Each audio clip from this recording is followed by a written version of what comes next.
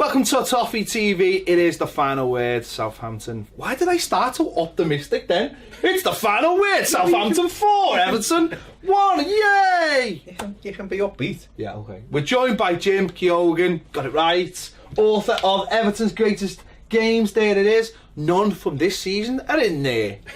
There you go. Yeah, another horrific day watching Everton Football Club, Baz. Sad, horrible, all of the words kept me up in the night, just going over. You must have had to go through like ancient manuscripts to get some of the Those the early games, the way the papers reported them is really different, because like nowadays you get sort of match reports and you mention a few things. Back then they wrote down everything, so every single move. Just go on Twitter for that. Yeah, you'll get full match reports. All you used to do is just put it all together. Yeah, game with Southampton.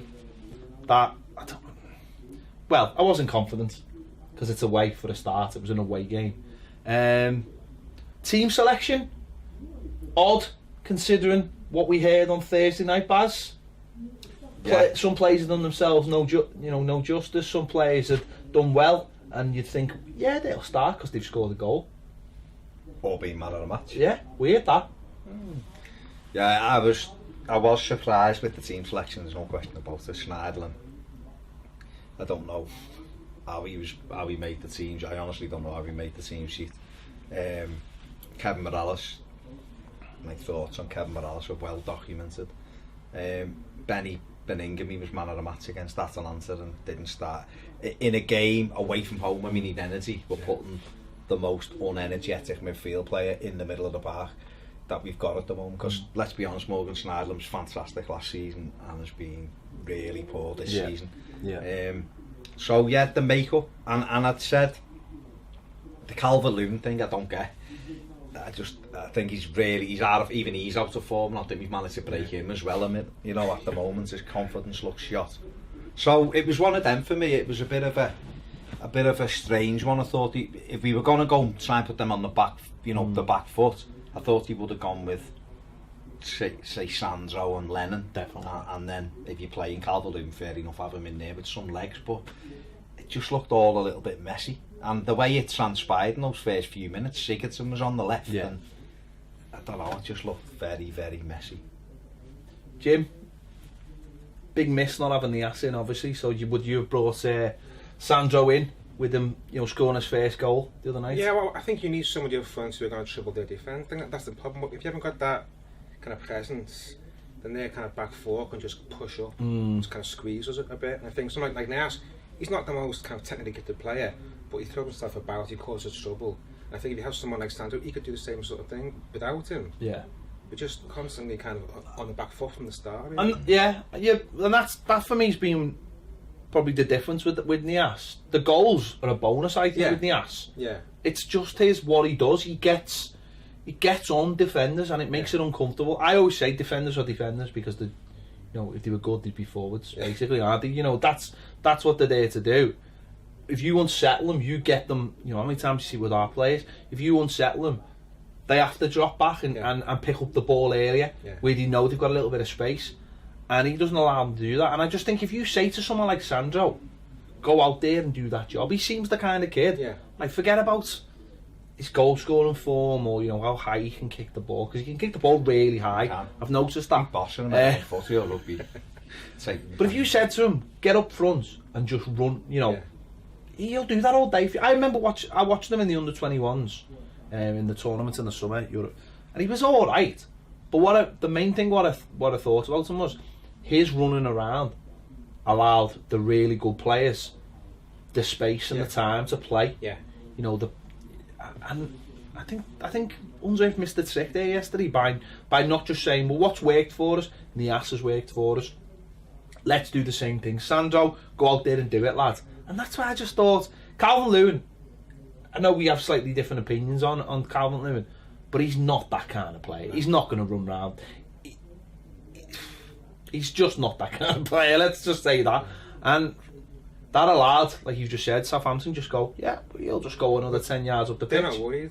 They think, well, he's going to do nothing, so we can do what we want. But because someone who's just going to cause trouble and make them think, And you need some sort of presence up front, even if they don't score goals or create good chances, just to be a nuisance, really. Yeah, I mean, look at them last week, Southampton. They've not scored goals, so they're obviously going to be worried at the other end. Yeah. And we made that so easy for them. Yeah. If you, I said this before to Baz. If you imagine playing footy, and all you have to worry about was scoring goals. Yeah. You don't have to worry about defending, just scoring goals. Lovely. Like on the playground. Yeah.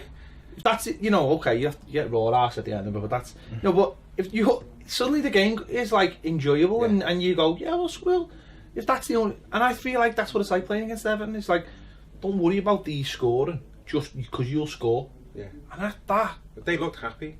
Yeah. Playing their game. That allowed them to just comfortably get into the game. They started well, started putting crosses in. You could see the mistakes from the start, couldn't you? We watched it on the rewatch. The first one that comes over, Baines misses it. It's Jags and Pickford. Okay, it's an easy save, but it could have popped off anyway. And you're just thinking, we look terrified from the start. Yeah. What the fuck?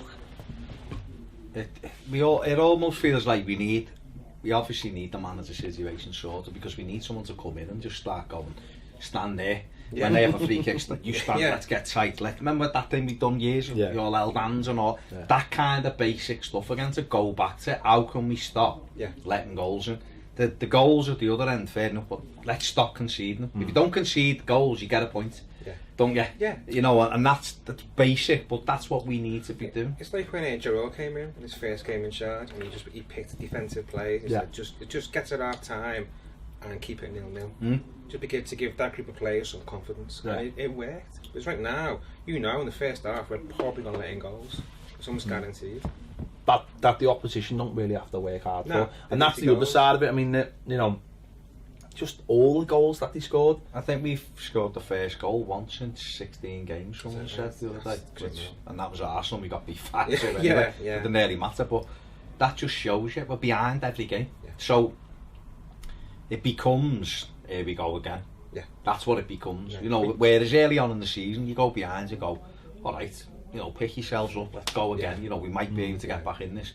Now it's just like they just looking at you, see them go like that, or you're sort of waiting for it too. And us as fans go, oh yeah, it's in again. Obviously, we knew we were going to concede, and that's a worry.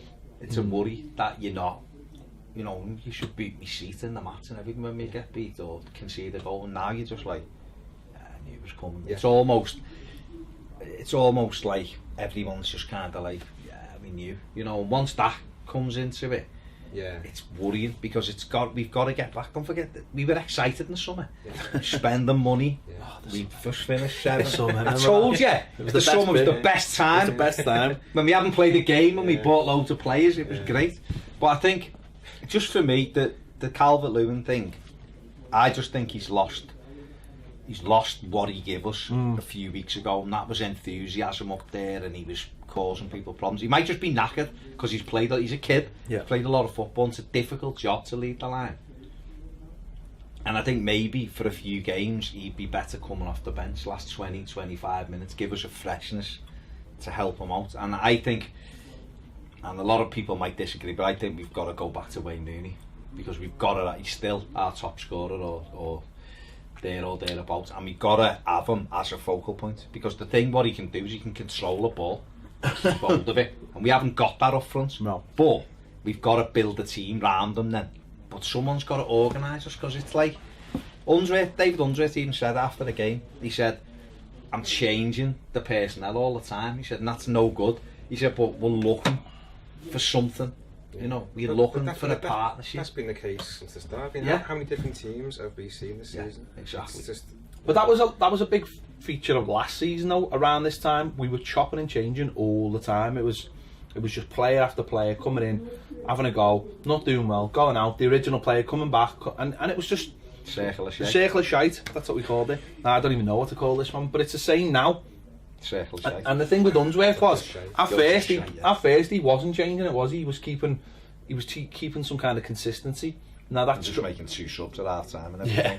Now that's dropped off now, and he seems to be searching, and that to me says he's not happy with his own decisions, maybe, or which is a worry as well. What I found really telling, maybe, but what I found really almost strange is he said training's fantastic. They're all responding. They're obviously reading all of the fitness stuff. We're putting the but you know, we're getting what we want out of them in the training. And we're picking a team, and when we go on the pitch, they don't do it. That change is massive, doesn't it? I mean, it's there were loads of players when you read things like, oh, he can do amazing things in training, he's great. You get on the pitch, and it's real, and the head's It's go. mad, isn't it? It's, So you look and go, is it confidence then? Yeah. That's true. Is it people not understanding once you're playing against other players? Yeah. Yeah, Do you know what I mean? Yeah. It's great when you're up against, you know, Bassa Sambu in training and David Hennon, who you know every day, you know what they're going to do. It might look great. And I personally think it needs a couple of David Moyes sessions, I would suggest, where it's boring, but you know what, we defend the corner 50 times until we know how to fucking defend the corner. And we do shape that. If Manfield was in here a few weeks ago talking about the time that Graham Taylor walked them through a training drill for 2 hours, just walked them through over and over, and they were bored off the tits. But they knew what they had to do. Right, where do you stand now? Right, where do you stand now? Because I'm sorry, that's what Everton needed the most. There's fucking gaps everywhere. We had 9 men in the penalty area yesterday off a set piece, and Charlie Austin's still on his own, and he got hit the ball over the bar. I think a big thing for me is that we need to get, and I think this was the same under Koeman. We need to get a system that works. Not, you know what I mean? It's just get the system and then put the players into it rather than the other way around. We seem to be playing ways to fit the players. It doesn't always fit the players when you've got Snyder playing out left.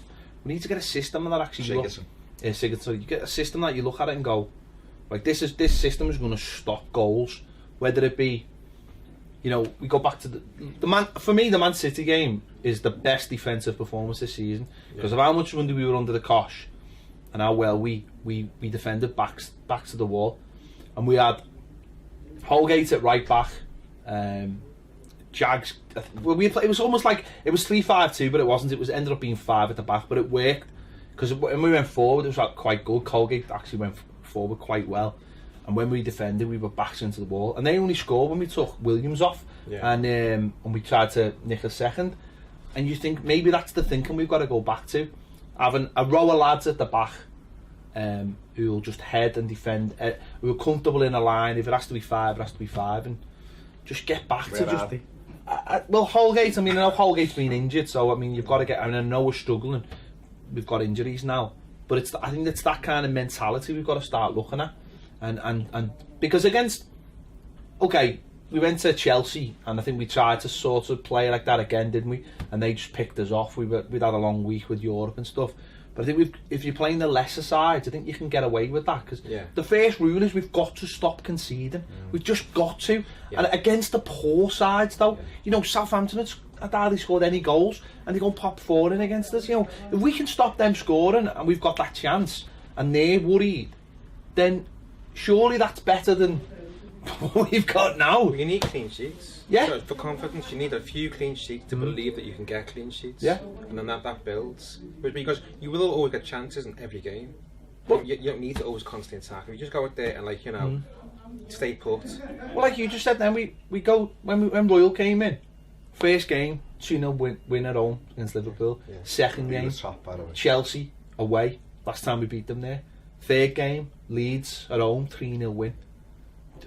We never looked like conceding in those 3 games. That Liverpool game, I mean, Liverpool were flying that season, and they scored. I think Fowler scored more goals than us. They were kind of it was massive attacking. It's the equivalent of literally what we're going into next week in a way. But actually, probably they were actually a bit better than them. But in terms of defending, I know we got the clean sheet against West Ham, hadn't we? So maybe it started a bit early. But and a clean sheet against Norwich. But we'd. On the weekend. We had a team that was set up to defend and to nick a couple of goals, and set pieces were a big thing, obviously, with Andy, because that's another thing I don't think we've got now. We've got defensively set pieces. We are a show, and attacking wise, we're pretty bad as well. I mean, it's all right saying you've got a brilliant set piece player, you know, to take them, but if you've got no one to nod them in, it really doesn't mean anything. You know, we seen one last week, didn't we, at Palace, and it would have been disallowed, but Sigurdsson puts an absolutely amazing ball in, and Calvert-Lewin somehow heads it off the line and puts it over. It's like, it doesn't matter how good the set pieces, if you've got no one to put it in. I think they're the things that need to be worked on, don't they? I think one thing they've slightly improved under Unsworth is we're scoring in every game now, where we weren't scoring, where we. But I mean, yesterday we've had 5 shots. They've had 19 and we've had 5 against Southampton and Sigurdsson. I think had 4 of them. You know. You look and go, how are we only having 5 against a team that are having a nightmare themselves? And Palace last week, I think we might have got to double figures just about. But that comes from not having that forward presence, isn't it? If your forward isn't good enough, you can't do the job, and you know the ball's bouncing around, and he's not getting onto it. Then, see, I'd rather us play 5-3-2 for now. I would. I'd rather us play 5-3-2. Have 2 out-and-out strikers, have 5 defenders. I would, and 3 midfielders who are busy. And it might be shit to watch, but you know what? We might get a point away from home and win a couple of home games. And then, like you said before, all of a sudden it's chest start getting puffed out. Then it's we'll beat these. And then the crowd starts to believe. Then the atmosphere changes slightly. Of course it does. You know, and we can listen. You can turn anything around. I remember us getting, you know, the year our Kendall's 3rd spell, but we just remember Coventry away in the League Cup was fucking horrendous on a Wednesday, and we had Liverpool who were top at the weekend. We were 19th, they were top. We beat them 2-0 because everyone went out and just went. Goodison was bouncing. People just started defending, doing the jobs, and we win the game. You know, and obviously you won't keep that up all the time. A lot of that comes from putting your body on the line and stuff like that, and that's what we're not seeing. I mean, the goals yesterday. I mean, the first one. I know we lose a high up, and Keane gets John Joe Kenny gets a smack in the face in the next minute. But Keane only has to walk 5 yards to close down the lad who plays the ball. But Lennon could have booted him. Garner that's what I'm saying. They're timid. But Keane only has to walk 5 yards for the second goal. Jagielka only has to run 5 yards. Third goal, he only has to run 5 yards. And the fourth goal, Vlasic or Garner, they have to run 5 yards. The 4th goal, I don't blame Vlasic because he gets across and tries to get a block. He doesn't really though. Garner, he stops. He does from here to here. Garner stops and goes like that to the net and then walks after the referee. If he runs, the lad doesn't. But the thing about Vlasic is, I'm not having a go Vlasic, but Vlasic is closer, and that's what I'm saying. It's that just throwing your body on the line. Jagielka for both crosses. I think you're being harsh on Vlasic. Well, I'm not. No, I'm not because we know I'm not. There's nobody you can be harsh on because everyone's shit. Nobody's. So there's nobody you can be harsh on. Garner puts his hands up, and if you're gonna break it down, you've got to. The what I'm saying is though, he runs 10 yards, Vlasic to try and get a block in. He's a lot closer. He's a lot closer. Garner puts his hand up asking for handball when he should be playing on. What I'm saying is though, that's his job, isn't it, Garner? If every player is thrown, as you know, if you're on a pitch, right, and you're running from where the telly is to Jimmy's having a shot, he doesn't run. All right then, from the chair to Jim, right, and I'm here, right, and he's my man because he's a midfield player, and I'm like that to the ref instead of just putting a tackle in. You run and throw yourself and raise your leg and it whips into the. You're going to turn to me and go, "The fuck are you doing? Put a tackle in." But that's fine. That's what I'm saying. Garner for me is more culpable. No, they're both culpable. That's what I'm saying. They're both culpable. What I'm saying is, the first goal, every player starts doing. But the first goal, you can break it. Look where it starts. Like you say, John Joe Kenny gets it in the face, and he stops running and shaking his head, and they break. Lennon can take him out. Garner can take him out. Keane just come over. The goalkeeper, for no reason, runs off his line. Baines has got it. Pickford runs off his line. I don't think Baines has ever got it though. Because he's he's not got him, but he's in front of him. Why do you think Tadic takes the shot? Because Pickford he's going to take it across then, and Pickford can narrow the angle. Once Pickford comes forward, he gets beat with the slowest goal you'll ever see. Doesn't even hit it properly, but he only has to steer it goalwards because the goalkeeper's made his mind up for him. But, you know, you can break that down. The second goal, like you said before, Jagielka, if he runs another 2 yards, he blocks the cross. He doesn't, he stops. Keane only has to go 3 yards and he doesn't let Austin get a header and he stops. The third goal, Williams is looking at Charlie Austin and he just drops the thing and Williams carries on running. But is that them just being timid or poorly coached? Actually, Williams is 33. He's fucking the international defender. Forget the cross. Just block him off. Just go, you know what, you're not going to score. It's your job, isn't it? But It's your job. They don't seem to want to do it. They don't. That's They it, don't. just They hit don't the want to nail do on it. the head, And then they go like that and start putting the shirt over their heads and doing all that. Ashley Williams throws the arm for that third goal like it's someone else's fault. Yeah. He goes like that, fucking throw, and you're going, who are you throwing the arm at? He's your man. You've been running with him and he's ran off you. It's your fault. Don't forget the ball. Just block him off. Fucking wrestle him if you have to. Block him off. No, doesn't fucking looking at the ball over his head. And imagine conceding 2 identical goals within 5 minutes of each other. It's embarrassing. Well, it's like yesterday. It's like the Burnley game. You know, they concede the last-minute penalty, but you know that lad who concedes the penalty, he's doing everything he can to stop the Arsenal player from scoring, and it's unlucky. Was it a pen? It was as much as a pen as Nias's was a pen. Because there's no inquest, is there? No, there's no inquest at all. In fact, the same people who said who said Nias was a cheat said he was entitled to go down. Exactly the same people. Exactly. I heard them this morning, yeah. But that lad, Hey, Danny. that lad, Shithouse. that lad is doing everything he can to make sure, you know, they don't score, and that's all you can ask, isn't it? That's all you can ask. Is that coaching though? Is that it's diet? intensity. Yeah. He gets them out there thinking, do whatever you can to get that ball back. It's intensity, isn't it? It's I've that intensity to say, no matter what happens, I am throwing everything. Yeah. It's the difference between.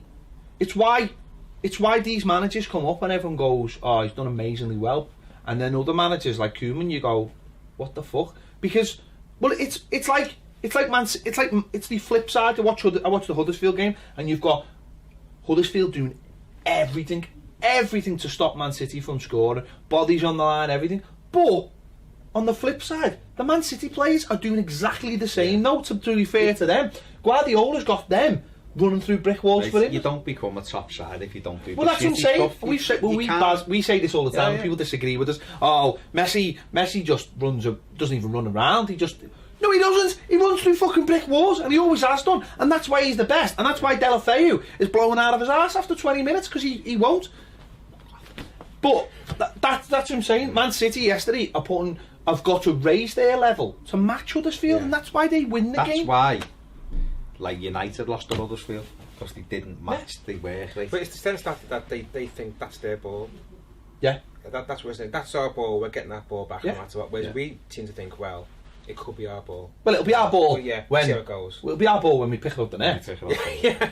At some point, And we've got the yeah. kick-off. Yeah. So 4 times a game, We're having it. or 5, sorry, with what we had 5 times a game at least. Yeah. We've got the kick-off. Well, I said to Ped, I'd watched the Brighton game. Actually, you mentioned it before, and the half-time analysis thing was done with Sean Dyche. Yeah. I wasn't watching just watching this other version. Sean Dyche was doing the analysis about Keane. Remember, Keane made the block, and he was saying could be a penalty and all that. And he was saying they just work on, work on anticipating what's going on in the box. They do it for hours. So every one of their defenders is, you're not getting away from me. I'll block you off. There's the ball, and 2 of them go out. Yeah. You're not getting. That's all they do. And so he said Keane still got that. From last season, because that's what he did. It's gone now. It's gone now. He's forgot it. He's soon forgot it. But like when we were great under Martinez the first season and the second season, everyone forgot Moyes' teachings. But that was it. It's that kind of thing. And there's none of that intensity there now to stop a goal. You're a defender. Forget going up and down the line, whipping crosses in or playing out from the back. You're there to stop goals going in. So none of them are doing the job. The goalkeeper's there to keep balls out of his net, and he's not doing it. Yeah. As good as Jordan Pickford is, and I love him, I do, he's not doing his job. He's had 1 clean sheet in the Premier League. So all of them as a unit are letting us down. But they're not really a unit, are they? No, they're not. Just some players. And that's another reason, though, because of all the pissing about. like the pity you put on The rugby line lineup. in the wrong. How are you in a line diagonally? For me, it started in the summer when swapping every game. Ashley Williams, Jagielka, and it's like, no, we should have bought Harry Maguire. We should have put in with Keane, and we should have said, this is our back two with our goal. One of the other 2 on the bench. And this is what we're doing this is how we're building. No, that's Wesley Hoyt, Harry Maguire. Could have got 27 million, not a lot of money. You've got a new defence. The big thing for me as well is, and this is the same thing, it's the leadership, isn't it? Jagielka, he's got to be the worst captain ever. Yeah. He's got to be. He's great off the pitch. Look with the tan, looks brilliant. When he comes back from his holidays, he looks amazing. But he's not a captain and never has been a captain. And then you've got Baines. Baines is never ever a captain. Ever. The only thing he'd be captain of is his fucking guitar club or something. I don't know. You know, then you've got Williams. Wasn't he bought for? I mean, he was brought in because the Martinez defence was so poor. Yeah. And he had all these good stats at Swansea. And he's going to be a big leader. Brought in for that reason. But for his first season, I thought he was sound. But he's just been terrible this year. But what I mean is, there's the problem. There's the problem. But in terms of leaders, that could be Verse Samson. The only person I see, well, there's two people you see on the pitch, and it's Jordan Pickford, who or John Joe Kenny. Yeah, he's a kid. And he's a kid who has to look after his own game. Yesterday, and it's just, you know, and the only other person, I'll say the only other person who I can actually see who's sort of going up a level at the moment is Sigurdsson. Yeah. Who I thought in this game actually held himself well, stuck out in a position he should never have been in, he should never play. What this fascination is of him, he was playing left back at times yesterday, everyone knows that's Sandro Wayne Rooney's position. Yeah, you know, it's Wayne. And he's the only one. I thought he did okay yesterday, but the lack of leadership. And we've sat here months ago going, wow, look at all the captains we're buying. Yeah. What the what's going on? That suddenly they come to Everton and it's like Koeman was a big leader, and then all these players were leaders, and then now they've all just disappeared. It's baffling. I can't understand it. They're hiding, Andy. Some of them, they're hiding. Kind of, you know, they don't want the ball. Don't want to kind of, you know, take control as well. But it's like they're allowed to, though, isn't it? That's a big feature for me. It's I think a proper manager, instills like that leadership as well. Like wants men to be men, if that makes sense. He just wants to brings that out of them. And I don't know what it is with us, whether it's a situation, but it feels like everyone, like you just said, everyone's just gone within their own little shells and they're all in their own little cliques, and I think that's a recipe for disaster. They haven't been managed for how long? You think, you know, the bit of the summer and Koeman didn't seem on it. Yeah. You got Underwood coming in, so you're talking like months without any sort of management, and inevitably that sort of breaks down in the end, doesn't it? And I think because of that, I think what galvanised them last season was ironically when Koeman got to this stage of the season, or a little bit later, just after the Watford game, wasn't it? And said, you're gone, you're out. Cleverly and Anne Lennon, ironically, and Deulofeu's, you're gone. Yeah. I'm no time for yous. This is our team now. This is what we're sticking with. And everyone just went, yeah, we all know where we are now. Even the people who were gone were like Cleverly was like, I knew where I was then at least. Yeah. And it seems like, I don't know whether Unsworth decided to do that when he first came in with like Vlasic and all the new players, but I think like it's backfired because the likes of Sneijder, he's my mate, or do you know what I mean? There's not that, doesn't feel like there's enough of a togetherness at Everton. All the hard work that was created by Moyes is just evaporated because the players, there's been such a turnover of players in the time Moyes is gone that there's like leftover Moyes players, leftover Martinez players, this set of Koeman players, this other set of Koeman players, and it just feels like you just look at them and go, "Yous are not a team." And different styles too. Yeah. Which quite different from what we had before. Yeah. It's probably hard to kind of play under that kind of change as well, isn't it? I just don't think it just feels like.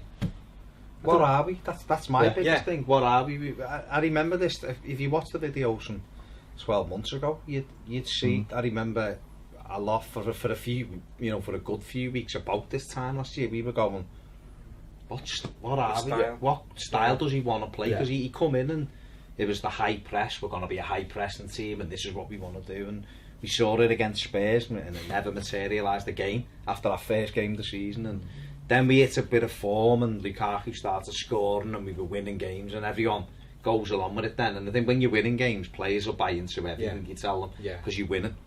They're getting the rewards, everyone's praising them, they love it, you're winning. When you're losing, you find out who your characters are, and I think we got to the summer. Obviously, Rom going was a blow. I mean, listen, we can take this back, can't we? You can go back to February when Lukaku done a U-turn on his contract and said, I'm not signing, and that's when they should have, we talked off air about the manager situation.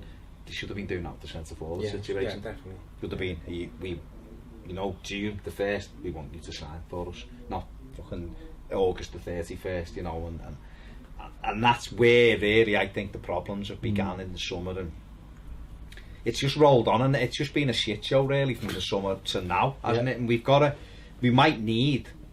do need someone like a Sean Dyche, I think, who would come in and go, right, I'm here for 5 years, and I'm going to build a team spirit here where we fight for each other.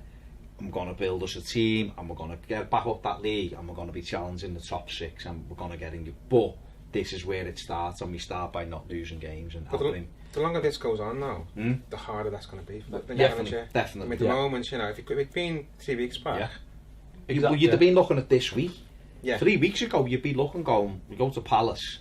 Oh, no, that's winnable. You know, then we go to Southampton. Okay, you know, point there, we win them, you know, 4. But then we got 2 home games in a week we can beat them. We got Newcastle and Swansea. Fucking hell, that can have us 8th by Christmas, about to go into the window. And we give it that. You know, and here we are now coming to a week where we need 6 points. 4 is the least we can get. It's not just we points, need 6. It's also the way they're playing. They're getting worse and worse and worse each game. It's dropped off. Confidence is nosediving. So you've got kind of three problems there. You've got the form, with the confidence, and then where you are in the league. So whoever comes in's got a horrible job. They have to come in and start winning right away. All And without pressure. It's like when Allardyce went into Sunderland, and he went in early-ish because he knew it would take a good month. It's probably why Palace decided so quickly that they had to make a change this season, because they knew it would take 4 to 6 weeks to start seeing a change. To Palace last Christmas, wasn't it, last year, when Allardyce went into Palace? You know, when he said himself, I heard him the other week on the radio saying, he didn't get any bounce at all. The first few games, he said, because I had to get us organised. He said, so we lost the first few and everyone was at it. He said, because remember, we beat them, didn't we? We beat them down. And he said, but then once they got the process of what we wanted to do, I think they won something like 6 out of 8 or something, that they battered out. It didn't look like they won at Liverpool, I think, or, you know, the results like that where you look and go, and they've got no chance of doing that. They went and done it because they listened to what he wanted them to do. And every day that goes by, we're missing that day of coaching, because David Undred said yesterday, didn't he? They're not listening to me. He said they weren't listening to Ronald, not listening to me. He looks broken. And he looks broken. And it's unfair on him, because the last couple of games, he looks out of his depth. And I didn't think he was. But I think probably what it is he's getting no response. So he's disheartened. It's not he's out of his depth, so to speak. It's probably just they're just not responding in the way he expects them to play. There you have it. That's been the final word. Big thanks to Jim for coming in with his great book, The Greatest Games. Everton's Greatest Games. The last one was a while ago. What just that? Did he get it? I mean, look. A cup. Is that a trophy? Yeah, it's a trophy. Okay. Yeah, so there you have it. Don't forget, if you haven't already subscribed, please subscribe. Click the bell for alerts, and if you want more videos, join us on Patreon.